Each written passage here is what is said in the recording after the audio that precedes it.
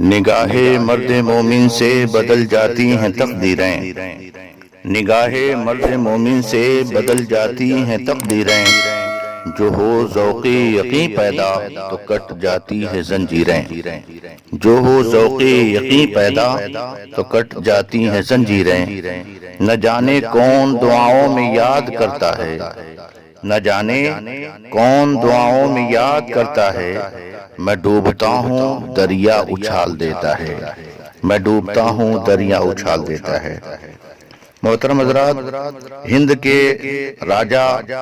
ہمارے پیارے خواجہ حضور غریب نواز علیہ رحمت و رضوان ہمہ وقت اپنے نانا جان محبوب خدا رسول خدا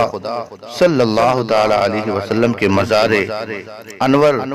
قبر نور پر حاضر رہتے۔ ایک دن مزار انور پر حاضر تھے کہ آپ پر غنودگی طاری ہو گئی۔ خواب میں آقائے کائنات نبی دو عالم صلی اللہ علیہ وسلم کی زیارت نصیب ہوئی۔ مشفق و مہربان نبی پاک صلی اللہ تعالی علیہ وسلم نے ہمارے پیارے خواجہ غریب نواز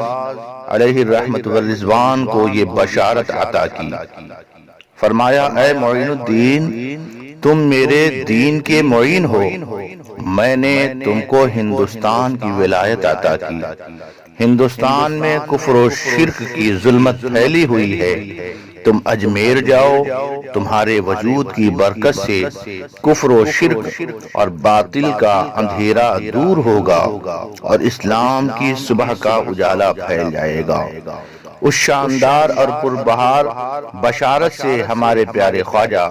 سرکار غریب نواز علیہ الرحمت والرضوان بہت خوش اور مسرور ہوئے، مگر حیران تھے کہ اجمیر کہاں ہے، اجمیر کا راستہ کیا ہے۔ اسی سوچ و فکر میں تھے کہ دوبارہ آنکھ لگ گئی۔ راہدی رہبر آقا رسول اللہ صلی اللہ تعالی علیہ وسلم آپ کے خواب میں تشریف لا کر تھوڑی ہی دیر میں مدینہ طیبہ سے ہندوستان کے تمام راستے اور اجمیر کا تمام شہر اور قلعہ اور پہاڑیاں آپ کو دکھلا دی۔ پھر ایک جنتی انار ہمارے پیارے خواجہ غریب نواز رضی اللہ تعالیٰ عنہ کو دے کر مالک و مختار آقا نامدار مدینے کے تاجدار صلی اللہ تعالیٰ علیہ وسلم نے ارشاد فرمایا، اے معین الدین، ہم تم کو اللہ کے سپرد کرتے ہیں، اور آپ کو رخصت فرمایا۔ اپنے پیارے آقا محبوب پروردگار رسول مختار صلی اللہ تعالی علیہ وسلم کے فرمان کے سبب عطائے رسول ہمارے پیارے خواجہ غریب نواز رضی اللہ تعالی عنہ خواب سے بیدار ہو کر 40 اولیاء کے ساتھ ہندوستان کے لیے روانہ ہوئے۔ محترم حاضرین کرام، اللہ تبارک و تعالی نے ہندوستان کی سرزمین پر خواجہ غریب نواز علیہ الرحمت والرضوان کو جلوہ گر فرمایا۔ اب خواجہ معین الدین چشتی رضی اللہ تعالیٰ عنہ جب ہندوستان کے سرزمین پر آئے تو بڑی ہی محنتوں اور مشقتوں کے ساتھ آپ نے اسلام کی تبلیغ کی۔ بڑی بڑی رکاوٹیں آئیں۔ انا ساگر کے آس پاس سینکڑوں مندروں میں سے ایک سب سے بڑا مندر تھا، اور وہ بڑا مندر راجہ پرتھوی راج اور اس کے خاندان کے لیے مخصوص تھا، اور اس مندر کا مہنت رام دیو تھا۔ رام دیو ایک بلند قامت اور طاقتور انسان تھا، بہت بڑا جادوگر اور سفلی عمل کا جانکار بھی تھا۔ رام دیو کے جب ہمارے پیارے خواجہ غریب نواز علیہ الرحمت والرضوان کی روحانی طاقت و قوت سے اجمیر کی سرزمین پر اسلام کا شجر پھولنے اور پھلنے لگا، اور اجمیر کی دھرتی سے ایمان و یقین کا چشمہ ابلنے لگا، اور اللہ و رسول کی معرفت کے انوار و تجلیات سے خلق خدا منور و مجلہ ہونے لگی، تو اسلام کی بڑھتی ہوئی قوت و طاقت اور مسلمانوں کی روز افزوں تعداد کو دیکھ کر راجہ پرتھوی راج چوہان گھبرا گیا اور اسی حیرانی اور پریشانی کے عالم میں رام دیو مہنت کے پاس آیا اور کہنے لگا کہ آپ اپنے جادو اور سپلی عمل سے اس مسلمان فقیر کو ہلاک و برباد کر دیں یا اس مسلمان فقیر کو ہمارے ملک سے باہر نکال دیں، ورنہ پورا اجمیر پر اسلام کا غلبہ ہو جائے گا اور تمام لوگ مسلمان ہو جائیں گے اور ہماری حکومت خطرے میں پڑ جائے گی۔ راجہ پرتھوی راج چوہان کی گفتگو سننے کے بعد رام دیو مہنت نے تھوڑی دیر خاموش بیٹھا رہا اور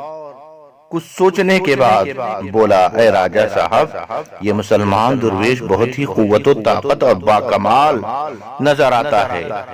یہ کمال کی طاقت رکھتا ہے، اس فقیر سے اس طرح مقابلہ آسان نہیں ہے، میں کوشش کرتا ہوں کہ اس فقیر پر جادو اور سپلی عمل سے کامیابی حاصل کر لوں۔ رام دیو مہنت نے اپنے چیلوں اور شاگردوں کے ساتھ عطائے رسول غریب نواز علیہ رحمت والرضوان کے پاس پہنچ گیا اور جادو اور سپلی عمل کا منتر اور تنتر پڑھنے لگا۔ ایک مرید نے ہمارے پیارے خواجہ غریب نواز علیہ رحمت والرضوان کی خدمت ولایت میں حاضر ہو کر عرض کیا، یا خواجہ غریب نواز علیہ رحمت والرضوان، یہ کفار و مشرکین اور پنڈت رام دیو جادوگر کی حمایت میں پھر واپس آ گئے ہیں اور جادو چلا رہے ہیں تاکہ ہم مسلمانوں کو مغلوب اور پریشان کر سکیں۔